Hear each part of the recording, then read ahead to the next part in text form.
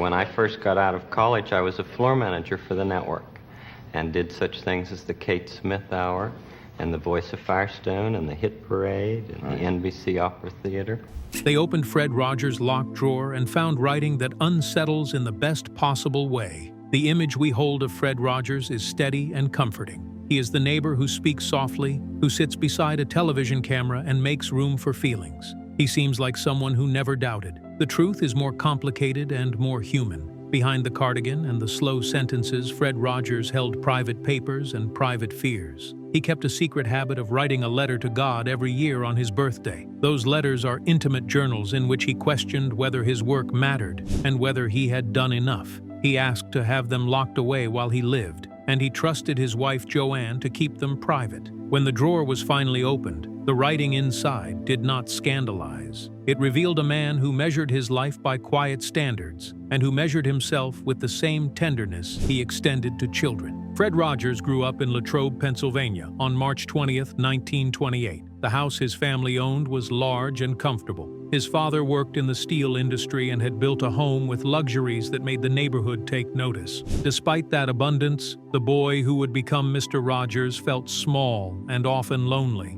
The estate had room to run and trees to climb, and yet it felt like a landscape of empty hallways. His father was frequently absent because of long hours at the plant. Adults and servants tended the house, and yet a young Fred longed for conversation and company. That longing lodged inside him, and later shaped how he spoke to children who felt alone. Illness visited him early. During the Great Depression, when so many lives were fragile, he fell ill with both measles and scarlet fever. For 47 days, he lay feverish and weak. At points, his temperature climbed above 104 degrees and the world tilted. Hallucinations blurred the line between the room in which he lay and the stories he would later tell children. His mother stayed with him through those nights. She did something unusual and small. She taught him to play melodies on the black keys of a piano because his fingers had been left too weak to reach every note. Each black key became a way to say a feeling. Music in that room became his first friend, and the instrument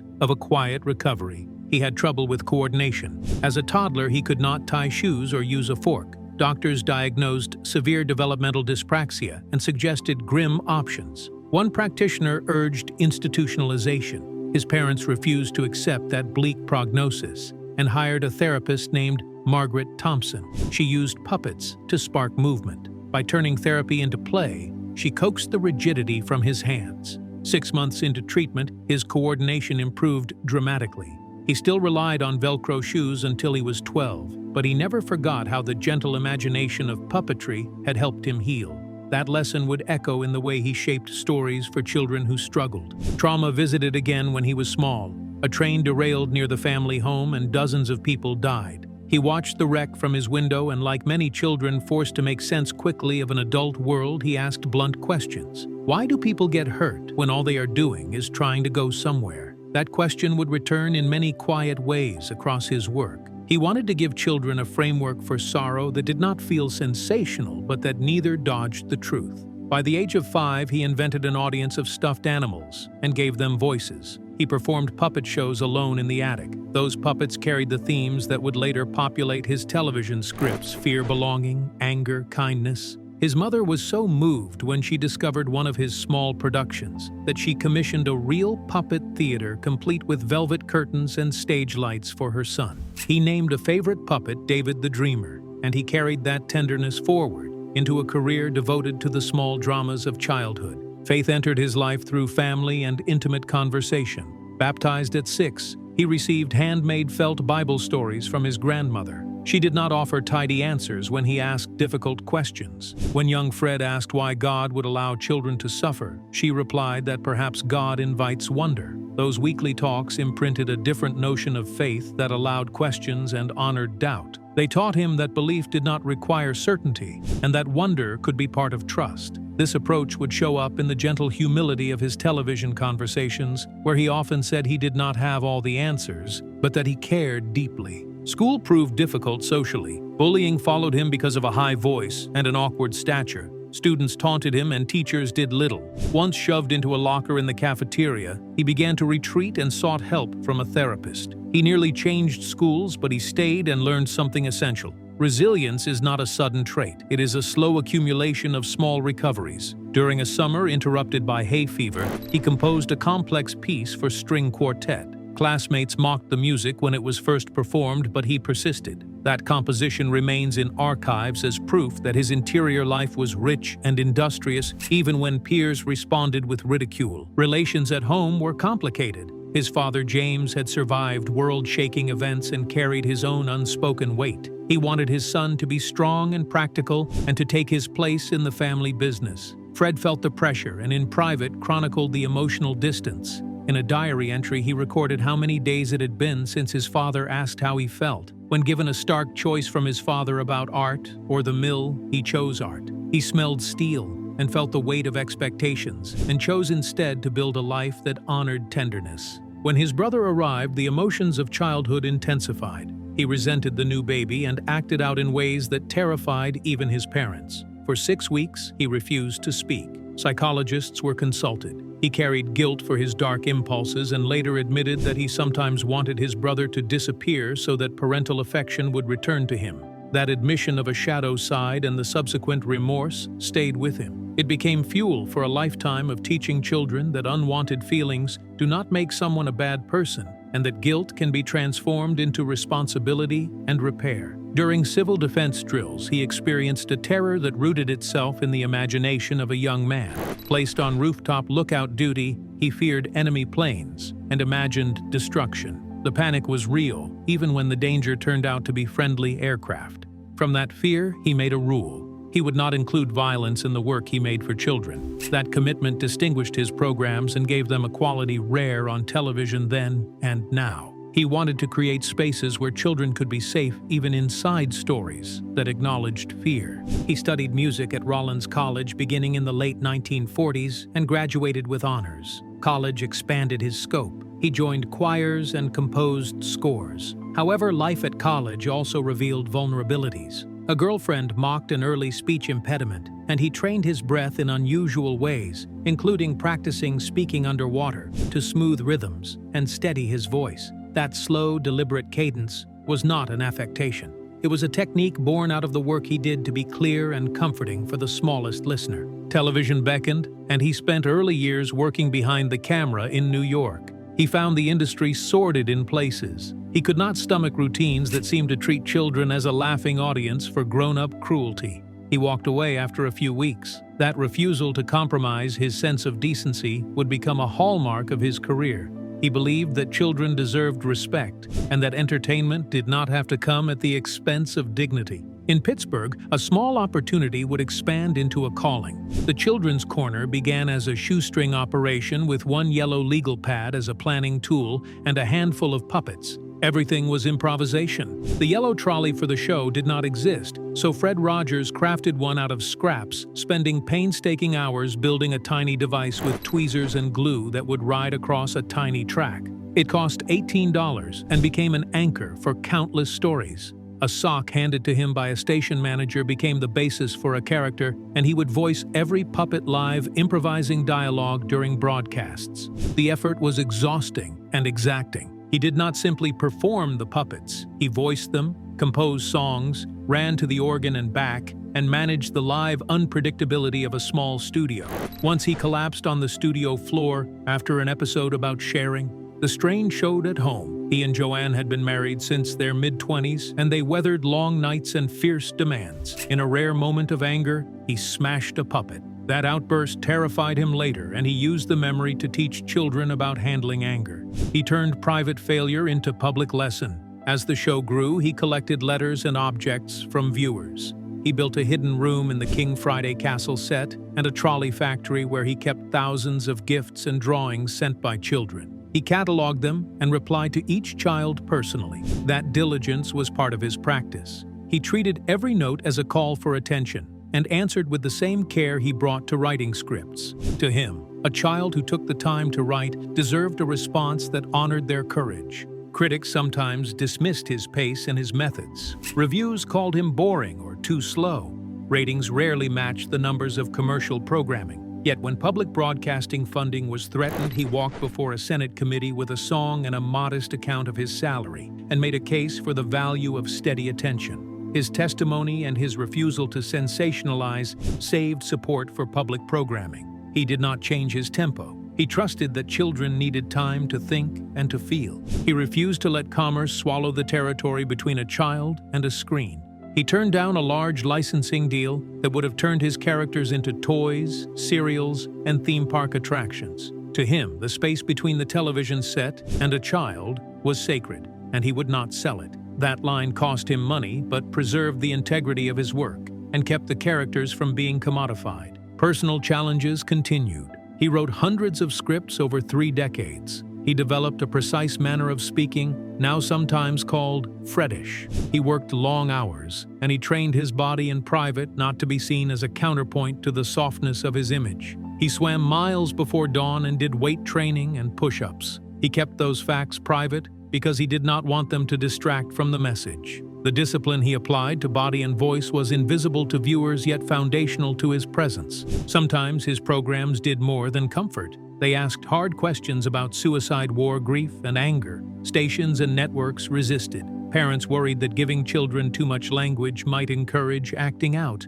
He disagreed. He believed that not providing words for feeling was more dangerous than naming pain. He insisted on episodes that treated sorrow with a language that children could hold and that adults could accept without panic.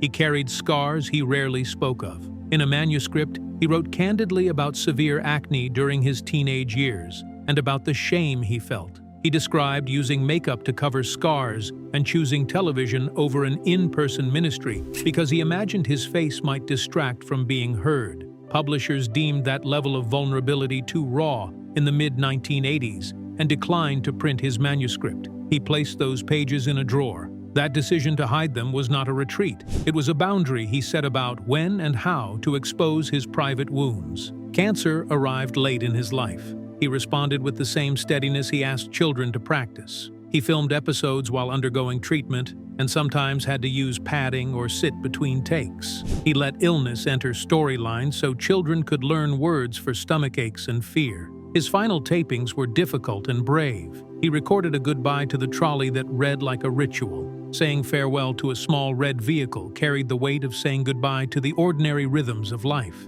He accepted endings as real things children could meet without panic. He maintained a practice of prayer and personal attention that many did not know. Each morning he spent 2 hours praying, and he kept lists of hundreds of names of children who had written to the show. He prayed for these children by name and treated each letter as a sacred trust. That discipline shows how seriously he took the responsibility of being a neighbor to thousands. After his death in 2003, the public began to gather the artifacts of a life that had quietly shaped an entire approach to childhood. Sweaters, puppets, scripts, and handwritten notes found homes in archives and museums. A documentary and exhibitions renewed interest in his method. Educators and therapists adapted his techniques into classroom practices and therapeutic tools. Daniel Tiger, an animated spin-off of characters and themes he created, extended his work into new generations. Schools used songs to teach coping strategies, and families found new language to speak about feelings. The locked drawer was less a repository of secrets and more a record of a man who counted his life in questions and small acts. The letters he wrote to God did not show a man at war with himself. They showed a person who held doubt as part of devotion and who kept a private accounting of hope and worry. When those pages became known, they softened the myth of a man without fear. They revealed someone who asked whether his labor mattered and who continued anyway. The rejected manuscript and the closed drawer remind us that generosity can be accompanied by private trial, and that courage sometimes looks like quiet confession rather than dramatic revelation. The influence of those private pages spreads into classrooms and counseling rooms. Therapists draw on the way he named feelings and the way he made room for pauses. Educators adopt his patient pacing as a classroom technique, and counselors use his scripts to help children practice saying difficult words. Daniel Tiger carries this ethic forward. The animated songs and sequences are not merely entertainment. They are carefully designed scaffolds for emotional learning. Parents report that the simple melodies and repeated phrases help children name emotions and practice coping steps in moments of stress. That legacy shows how a practice of attention can become a tool for development. Joanne Rogers kept the locked drawer safe and honored his wish for privacy. that trust is itself a lesson about how people hold one another. She became the steward of artifacts and of tone. The archive built around his life is not a shrine to an idea. It is a workshop for anyone who wants to learn how attention transforms a single life into a public good. The artifacts are tactile reminders that intimacy does not require spectacle and that generosity is a discipline. When the letters reached the public, they did not indict him. They humanized him. They invited readers to consider that the work of kindness often carries private measurement and private fear. Those pages complicate a familiar hero and remind us that we are permitted to doubt as we remain committed. That combination of doubt and devotion is what keeps his work alive. His letters press a question into each reader's hands. Do I dare to hold uncertainty and act anyway? That question is the truest inheritance he gave families, teachers, and strangers who still watch his work. Even after the sweaters, puppets, and scripts have been cataloged, the drawer of letters keeps offering a quieter lesson. Fred Rogers taught care as craft. His methods were not tricks. They were daily practices that built a durable way of living with other people's feelings. Those practices are simple enough to borrow and sturdy enough to change a household. Begin with slowing down. A calm pace signals safety. When an adult lowers the tempo of a question or waits an extra beat before answering, they give a child permission to find words. Name feelings plainly. Say, "I see that you are angry," or "I notice you seem worried." These sentences do less to fix the emotion than to make it visible and therefore manageable. Create small rituals. He used a sweater, a song, and a tiny trolley to mark transitions and to make events predictable. At home, a brief pre-bedtime ritual, a special handshake before school, or a short melody before homework can serve the same purpose. Rituals give children scaffolding. They reduce anxiety by creating a map for moments that might otherwise feel chaotic. Listen to objects. The archive shows how he treated every drawing note and handmade gift as important. That attention can travel from museum to kitchen table. When a child offers a drawing, pause and ask them to tell its story. Keep a recent favorite on the fridge for a week and return to it with curiosity. The act of preserving even a single object signals that a child's production is worthy of time. Set boundaries around screens and commerce. Rogers refused offers that would turn intimacy into product. Modern families can adopt a similar ethic by deciding where phones are not allowed and what activities are protected from advertisement. Limiting autoplay and constant shopping prompts leaves space for interactions that are not designed to sell. Boundaries cultivate a relational economy where attention is the currency. Teach feeling strategies through small practices. He taught children to smash cardboard or pound clay as safe outlets for rage. Parents can adapt that by creating a box to crumple paper in or a place to stomp for 2 minutes. Pair the action with language. Say, "It looks like your body needs to move because you are frustrated," then invite a calming step like deep breaths or a slow walk together. Practice honest uncertainty. The letters show that Rogers doubted and that he made doubt part of devotion rather than a failure. Model not knowing out loud. Say, "I do not know, but I want to find out with you." That framing teaches children that curiosity and humility are methods for coping with fear. Admitting ignorance helps children develop trust in adults who accept complexity rather than pretending to have simple answers. Make attention routine. He prayed, wrote, and replied to letters every day. Find a small way to make presence habitual. A nightly check-in that asks, "What was best today and what was hard?" will train children to reflect. A weekly moment of shared music or a letter written together to a faraway friend creates continuity. Short, consistent actions accumulate into a sense of safety. Hold caregivers with compassion. The drawer contains doubts as well as devotion, and it asks us to be kinder to those who care. Encourage caregivers to share one small worry with a friend, or to keep a private journal. Normalize the idea that parenting includes fatigue and insecurity. When adults model self-compassion and repair, children learn resilience by example. Teach repair. He wrote letters back to every child who had been brave enough to write. That pattern can be taught at home. When a child hurts someone, coach them in saying, "I am sorry, I did not mean that," and then invite them to ask, "How can I make this better?" Teaching repair turns shame into action and restores dignity for both parties. Protect the sacred space between child and world. Rogers warned against letting commerce invade the room where a child learns and practices emotion. That secret drawer reminds us that privacy and quiet are not relics. They are necessary conditions for intimacy, safe spaces for conversations with no recording devices and no audience. Those protected moments teach children that not every feeling is for show. Finally, begin. The changes are small and accumulative. A single evening spent following a child's lead, a short ritual introduced and kept, or 20 uninterrupted minutes will not transform a life overnight. But repeated these acts build a culture where children learn to name feelings, ask for help, and believe they matter. The letters in the drawer teach a last lesson about courage. Doubt does not disqualify a person from care. It can be the thing that keeps them honest and engaged always.